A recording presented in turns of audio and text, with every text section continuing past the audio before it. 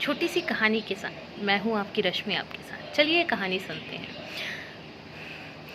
इंद्रपुर नामक एक राज्य में इंद्र नाम के एक राजा रहते थे। राजा बहुत ही दयालु थे। तभी उनके राज्य में एक विदेशी आगंतुक घूमने आया तो उसे वह राज्य बहुत अच्छा लगा और जाने के समय उन्होंने राजा को एक बहुत ही कीमती और चमचमाती पत्थर दिया और राजा उस पत्थर को पाके बहुत खुश हुए और उन्होंने उस पत्थर से भगवान विष्णु की प्रतिमा बनानी चाहिए।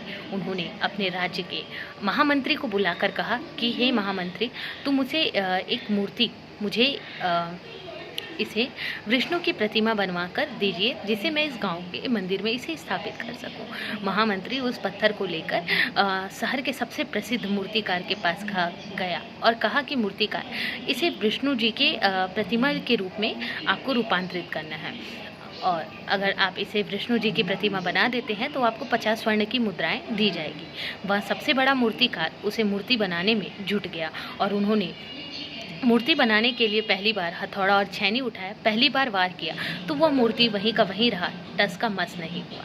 दूसरी बार वार किया तो भी मूर्ति पे किसी भी प्रकार की हलचल नहीं हुई। तीसरी बार में भी वो मूर्ति नहीं टूटा। ऐसे करते करते करते मूर्तिकार ने पूरे 49 बार उस मूर्ति पे प्रहार किया और वो मूर्ति फिर भी नहीं टूटी। 50वीं बार प्रहार करने के लिए मूर्तिकार ने जैसे ही हथौड़ी और छेनी उठाया, मन में सोचा कि ये पत्थर जो है ये अगर 49 बार में नहीं टूटा तो 50वें बार में कैसे टूटेगा। यह कहकर उन्होंने उस हथौड़ी और छेनी को वहीं रख दिया।